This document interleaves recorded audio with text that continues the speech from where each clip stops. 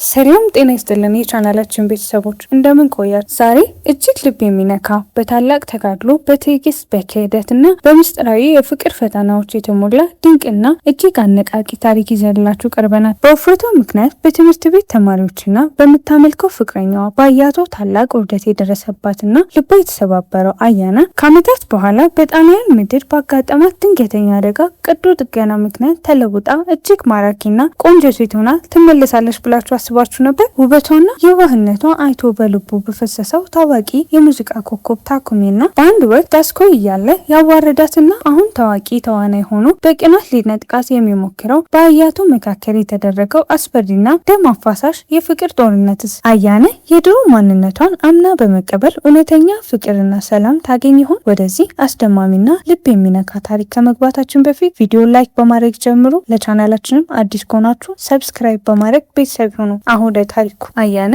ድፍረትንና ተስፋን የተሸከመች መልከ መልካም የሆነች ውብ ወጣት ለረጅም ጊዜ በልቧ ስታደንቀው ለኖረችው ለሀያቶ ስሜቷን ለመናዘዝ በመጨረሻ ታላቅ ድፍረት ታገኛለች። በአንድ ወቅት አንድ የወደቀ የቡድሃ ሐውልት ከላይዋ ላይ ወርቆ ሊመታት ሲል እሱ ካዳናት ጊዜ ጀምሮ ልቧ በጸጥታ የእሱ ብቻ ሆኖ ቆይቷል። በሚንቀጠቀጡ እጆቿ ራሷ በጥንቃቄ የሰራችውን የፍቅር ቫለንታይን ቸኮሌት ሰጠችው። ነገር ግን እርሷ በጠበቀችው ደግነት ምትክ የሀያቶ ቀዝቀዛ እይታ በእሷ ላይ ወርዶ በንቀትና በትዕቢት ተመለከታት። በዚያም በአንድ ቃል የነበራትን ህልምና አለሟን በአንድ የደመሰሰው። ዳስኮይ ይህ ቃል በእሱ ትግል ጊዜ በደስታ የሚጮህ ቃል ነው። ሆኖም ግን በዚያች ቅስፈት በእሷ ሰውነት መጠን ላይ ለማፌዝ ታስቦ የተደረገና እጅግ ጭካኔ የተሞላበት የስድብ ቃል ነበር። ያ የደረሰባት የሰዎች ሳቅ፣ ንቀትና ታላቅ እፍረት ሁሉም ከአቅሟና ከማችለው በላይ ነበር። አያና የድፍረት ፈገግታ ለማድረግና ጠንካራ ለመምሰል ትሞክራለች።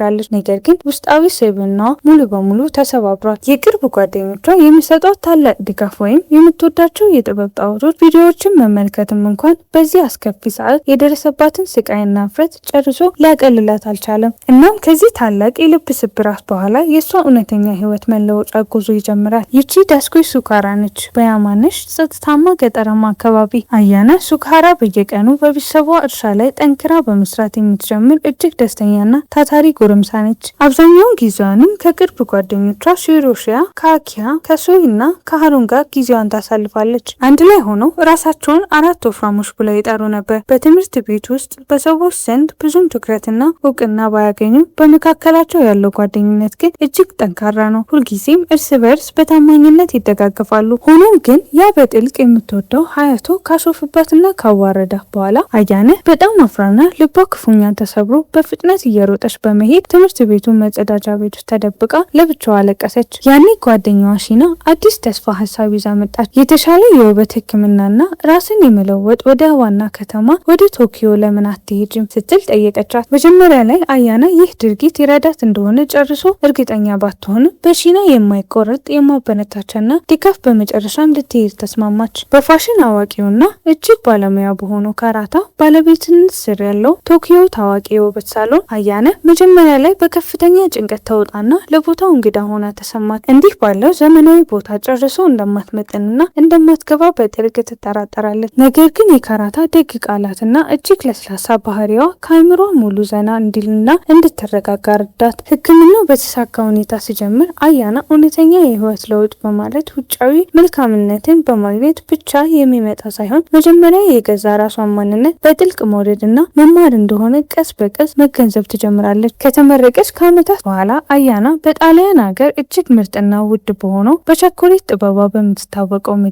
አዲስ ህይወት ምዕራፍ ትጀምራለች። በየቀኑ ልዩና የጣፋጭ ምግቦችን ሙያ በብቃት የምትቀምስበት በአካባቢ ወደሚገኝ የቸኮሌት ሱቅ ውስጥ ጥሩ ስራ ታገኛለች። ለመጀመሪያ ጊዜ ማንም ሰው በእሷ ሰውነት ቅርጽና መልክ ላይ ጨርሶ አያፌዝባትም ወይም ዳይስኮ ብሎ በንቀት ጨርሶ አይጠራትም። ይህ በእንዲህ እንዳለ በጥልቀት ዮጋን መስራትን፣ ወደ ተለያዩ ስፍራዎች መጓዝና ይበልጥ ዘና አኗኗርን ካስተዋወቀ ፍሬድ ከሚባል የመዋቢያ የውበት ሳሎን ባለሙያ የሚያምር ምቹ መኖሪያ ቤት በጋራ ትኖራለች። አሁን ቀኖቿ በሙሉ በምትወዳቸው ነገሮች ጣፋጮች ቸኮሌትን በመስራት በጥሩ ጓደኞች ታጅባ ከዚህ ቀደም በህይወቷ አግኝታው ከማታውቀው ታላቅ ሰላምና ደስታ ተሞልቷል። ሆኖም ግን በአንድ ወቅት በእረፍት ጉዞ እያለች አያና በጀት ስኪ አደጋ ደርሶባት በከባድ ጉዳት ምክንያት ኮማ ውስጥ ትገባለች። ከሳምንታት በኋላ ከእንቅልፏ ስትነቃ የሆድ ቀዶ ጥገና እንደሚያስፈልጋት ዶክተሮች ዶክተሮቹ ይነግሯታል። ይህ የተደረገላት ቀዶ ጥገና ግን ባልተጠበቀ በከፍተኛ ፍጥነት ክብደቷን እንድታጣ፣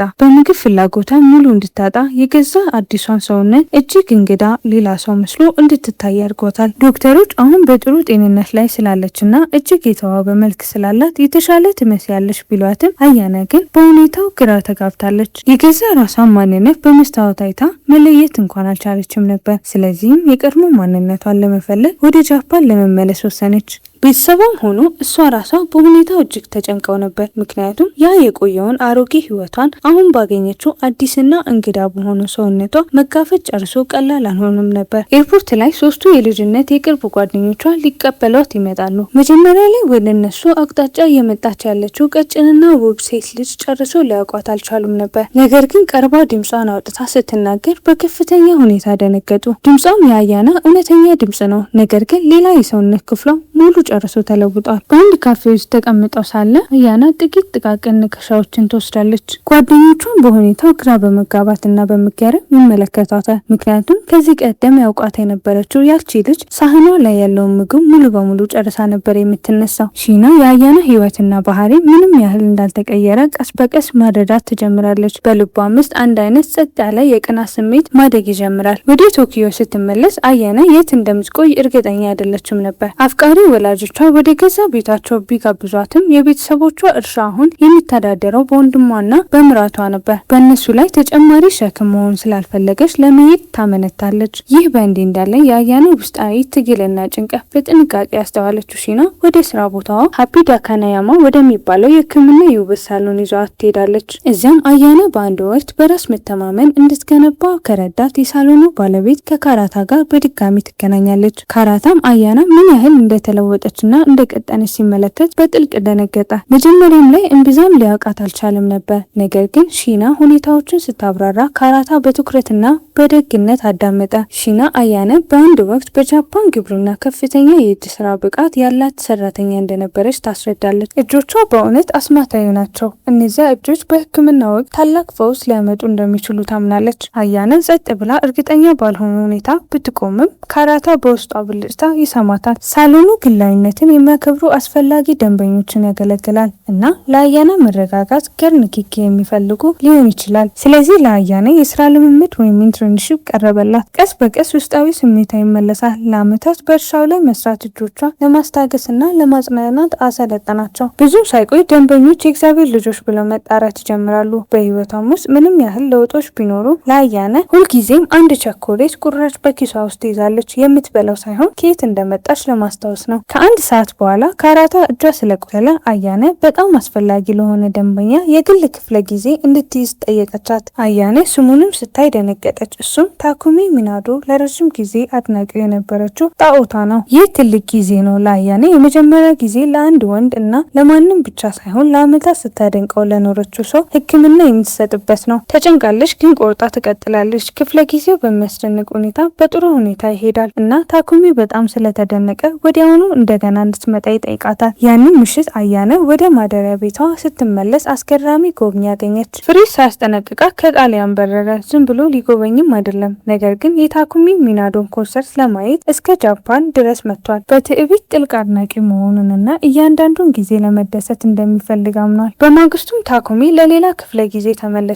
ሲያልቅ በእረፍት ቀኗ ለእራት አብረው እንዲወጡ ጠየቃት። መጀመሪያ ላይ እሷ ቁም ነገር መሆኑን እርግጠኛ አልነበረችም። ነገር ግን እሱ አጥብቆ ሲጠይቃትና ቀጠሮ ብሎ በመጥራት ጊዜውና ቦታ ሲያዘጋጅ አያና መደናገጥ ጀመረች። በተለይ እንደሱ ያለ ሰው ጋር ፍጹም ቀጠሮ አድርጋ አታውቅም። በተጨማሪም የልብሷ ክምችት አብዛኛው የላትም። ህትመት ቲሸርቶችና ምቹ ልብሶች ናቸው። ቀጠሮን ለመሰረዝ በቁም ነገር ታስባለች። ይህ በእንዲህ እንዳለ ፍሬድ ጭንቀቷን ወዲያውኑ ያስተውላል። ሳያጋንነው ለመርዳት ጣልቃ ይገባል። ፍጹም ሆኖ ስለሚታይ ሳይሆን ለመሄድ ድፍረት ስለማታገኝ እንደሆነ ይነግራታል። ተጨማሪ ማብራሪያ ሳያስፈልገው ፍሬድ ወደ ስራ ይገባል። ልብስ ይመርጣል፣ ጸጉሯንም ያበጃል እና ሜካፓንም ይሰራል። ሲጨርስ አያነ ሙሉ በሙሉ አዲስ ሰው ትመስላለች። ስትሄድ ፍሬድን ታመሰግናለች፣ ግን የምታገኘው ማን እንደሆነ አትጠቅስም። አያነ ሳሎን አቅራቢያ ወዳለው የህዝብ ደረጃዎች ደረሰች። ታኩሚ እንደነገራት ተጨንቃ ትጠብቃለች። ምናልባት እየቀለደባት ይሆን ብላ ታስባለች። ከዚያ ታኩሚ ብቅ ይላል። አብረው ይወጣሉ እና አያነ ሌሎች ምን ያስባሉ ብላ ስትጨነቅ የተወሰነ ርቀት ለመጠበቅ ትሞክራለች። ግን ታኩሚ እጁን ዘርግቶ እጇን ያዘ። ለመታየትም ግድ እንደማይሰጠው ያሳያል።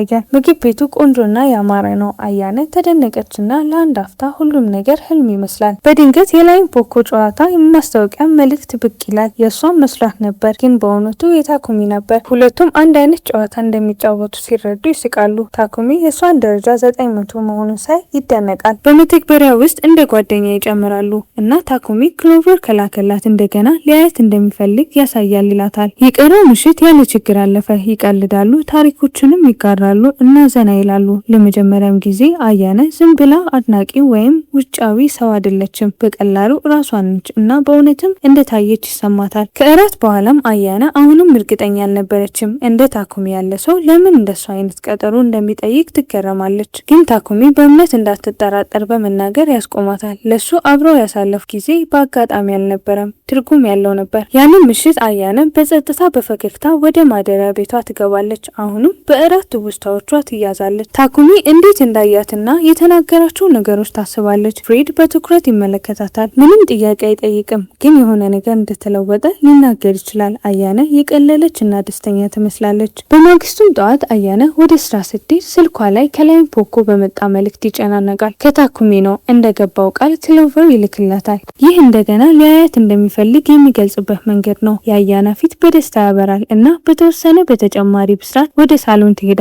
ደስተኛም ሆና ተሰማት። ይህ በእንዲህ እንዳለ በሀፒ ዳካናያማ ካራታ 60ኛ ዓመታቸውን ለሚያከብሩ ከደንበኛ ደንበኞቻቸውን አንዱ ለሆኑት ለአቶ ዮኮሃማ የልደት ግብዣ ደረሳት። ሆኖም ወደ ኦሳካ ጉዞ ስላላት ካራታ መገኘት አልቻለችም። በሷ ቦታ እንድትሄድ አያነ ጠየቀቻት። መጀመሪያ ላይ አያነ ተጨነቀች። እንዲህ አይነት በቅንጦት ዝግጅት ላይ መገኘትና ሳሎንን መወከል የሚያስፈራ ሆኖ ተሰማት። ግን ካራታ አቶ ዮኮሃማ እሷን በማየታቸው ደስ እንደሚላቸው አረጋገጠችላት።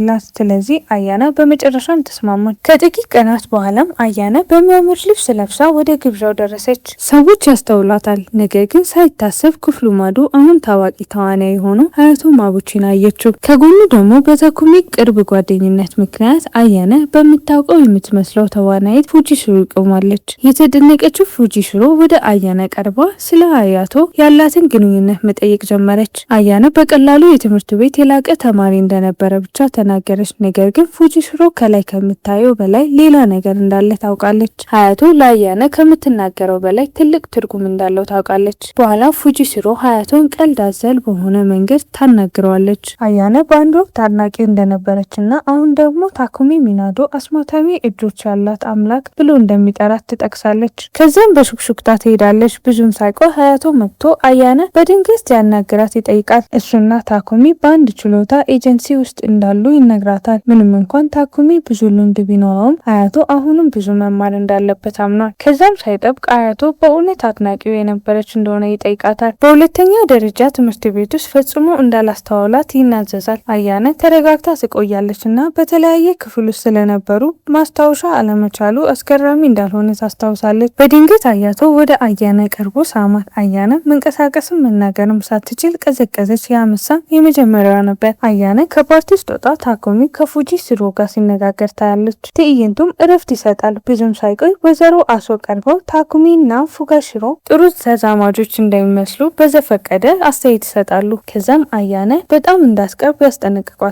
እንደ ወይዘሮ አሶ ገለጻ ታኩሚ ከሴቶች ጋር ያለው ግንኙነት በቀላሉ ሰዎችን ሊያታለል የሚችል ውበት አለው። ያንን ምሽት ዘግይቶ አያነ ከፓርቲው ለመሄድ ስትዘጋጅ አቶ ዮኮሃማ ሊያደርሳት አቀረቡላት። አመነታች፣ ግን ተስማማች። ሊፍትም ውስጥ በትህትና ስጦታ ትሰጠዋለች። ነገር ግን አቶ ዮኮሃማ አግባብ ባልሆነ መንገድ መመራት ይጀምራሉ። ነገሮች ከመባባሳቸውን በፊት ሚስቱ ወይዘሮ ሞኮ ብቅ ትላለች። ጥርጣሬም ነበራትና በመጨረሻም ባሏ መስመሩን ሲያልፍ ያዘችው። በማግስቱ አያና ተበሳጭታ ወደ ስራ ደረሰች። ታኩሚ የሴት ጓደኛ ሊኖረው እንደሚችል የሚያናፍሱ ወሬዎች አየሩን ሞልተዋል። ይህም በላዩ ላይ ከብዷል። ከዚያም ሀያቶ ታኩሚ በክፍለ ጊዜው እንደማይመጣና እሱ በሱ ቦታ እንደሚወስድ ተናግሮ ብቅ ይላል። ሀያቶ አያነን እንደሚወዳት ተናዘዘ እና እንደገና ሊሰማት ይሞክራል። ነገር ግን ምንም ሳይፈጠር ታኩሚ ገባ። ሁለቱንም አስደነቀ። ሀያቶም በፍጥነት ወይዘሮ አሶ ታኩሚ በጣም ስለተጠመደ እንዲመጣ እንደነገሩት እና እሱም ዝም ብሎ መርዳት እንደፈለገ አስረዳ። ታኩሚ በቀጥታ ወደ ዋና ነጥብ ይገባል። ከፉጋሽሮ ጋር ያለው ግንኙነት ማብቃቱን ተናገረ። ወደ አያነ መጥቶ ሁሉንም ነገር በሀቀኝነት ለማስረዳት መጣ። ይህ በእንዲህ እንዳለ ሀያቶ እሱ ከፉጋሽሮ ጋር ታኩሚ እና አያና እንዲቀራረቡ በመሆናቸው ተጨንቀው በስልክ በግል ይነጋገራሉ። ከጥቂት ቀናት በኋላ ታኩሚ አያናን ለመጀመሪያ ጊዜ እራት ወደ በሉበት ወደዚያ ምግብ ቤት ጋበዛት። ከፉጋሺሮ ጋር የነበረውን ያለፈ ታሪክ ስለደበቀ ይቅርታ ጠየቀ። ነገር ግን አያና በቀላሉ አስለቀውም። እውነተኛ ማንነቷን እንደማያውቅ ፍጹም የሆነ የራሷ ክፍል እንዳልሆነች ትነግረዋለች። በድንገት ፉጂሽሮ ገባች። አያና በድሮ ቅጽል ስሟ ዳይስኮ ሱካራ ብላ በመጥራት እና አያና ከመለወጧ በፊት ያለችበትን ፎቶ አሳየች። ታኩሚ ደነገጠ።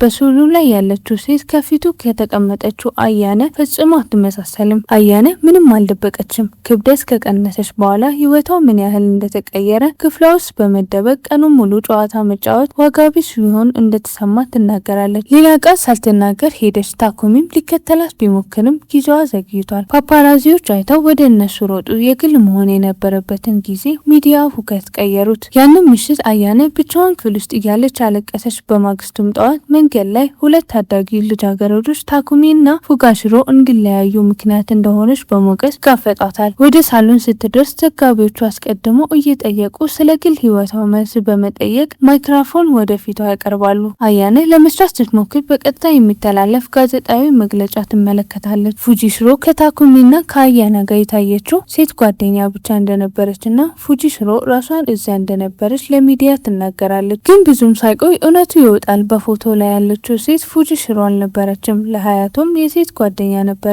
በድንገት ህዝቡ ሁሉም ነገር መጠራጠር ይጀምራል።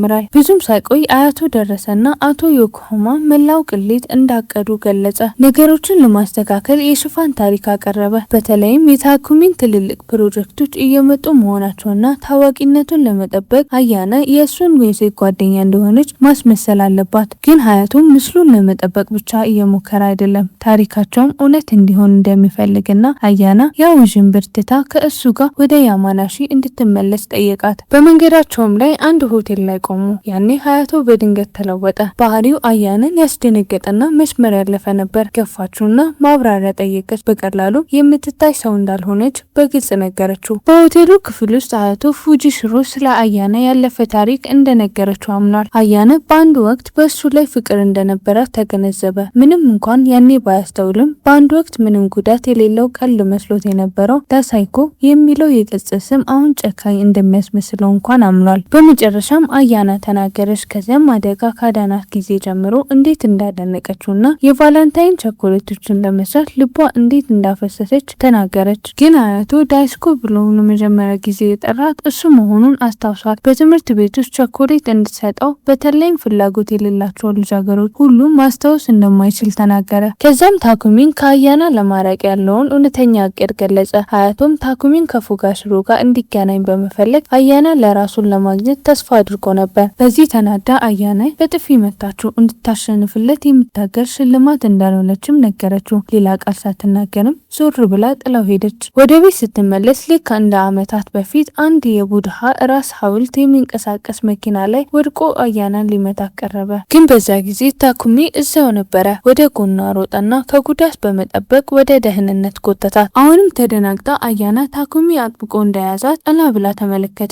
እንደገና በማየቱ ምን ያህል ደስተኛ እንደሆነ እና ያለፈ ታሪኳን እርሱ ፈጽሞ እንደማይረባ ነገራት። በድንገት ዘጋቢዎች ብቅ አሉ። ካሜራቸውን በየቦታው እያብለጨለጩ፣ ነገር ግን ነገሮች በቁጥጥር ውጪ ከመሆናቸው በፊት ለአያና ጓደኞቿ በመኪና ደርሰው በችኮላ ወሰዷቸው። አያና ቤተሰቧ በሙቀት ወደ ተቀበሉበት ወደ ሱካራ እርሻ በቀጥታ ሄዱ። በእርሻው ላይ ሁሉም ነገር በመጨረሻ ተረጋጋ። የሚጨነቁላት ሰዎች ተከቦ አያና እንደገና መረጋጋት ተሰማት። በእሷምና በጓደኞቿ መካከል ያለው ግንኙነት ቀስ በቀስ መዳን ጀመረ። ቴሌቪዥን ሲመለከቱ በቀጥታ ጋዜጣዊ መግለጫ ታየ። ፉጂሽሮ የተሳተፉትን ሁሉ የታኩሚን አድናቂዎች ጨምሮ ይቅርታ ጠየቀች። ታኩሚ ለስራዋ ድጋፍ ስላደረገላት አመሰገነች እና የቆየችው በእሱ አስቸጋሪ ጊዜያት እሱን ለመርዳት ብቻ እንደሆነ አስረዳት። ስርጭቱ ካለቀ በኋላ ታኩሚ በጸጥታ ከእርሻው ሾልኮ ወጣ። ከጥቂት ቀናት በኋላ እሱና አያና በአንድ ጊዜ ልዩ ራት ወደ በሉበት ወደዚያ ምግብ ቤት እንደገና ተገናኙ። እዛም አያና የፉጋሺሮ ድፍረትን እንደምታደንቅ በሀቀኝነት ተናገረች። ነገር ግን እስካሁን ያን ያህል ጠንካራ እንዳልሆነች አምናለች። አሁንም ቢሆን ለታኩሚ እውነተኛ ስሜቷን ከመግለጿ በፊት ጥንካሬዋን ለመገንባት ጠንክራ እየሰራች ነው። አያና ትክክለኛው ጊዜ ደርሶ ዝግጁ ስትሆን እሱ እንደምትፈልገውና ስሜቷን በትክክል እንደምትናዘዘ ልትያዝለት ቃል ገባች። ታኩሚ በገር ፈገግታ ያዳምጣታል። እሷን ለመጠበቅ ተስማማ። ነገር ግን ብዙ እንዳታስጠብቀው በቀጥታ አሳሰባት። ታሪኩም እዚህ ላይ ተፈጸመ። ቪዲዮውን ከወደዱት ቻናሉን ላይክ ማድረግና ሰብስክራይብ ማድረግ እንዳይረሳ። በሚቀጥለው ጊዜ እንገናኛለን።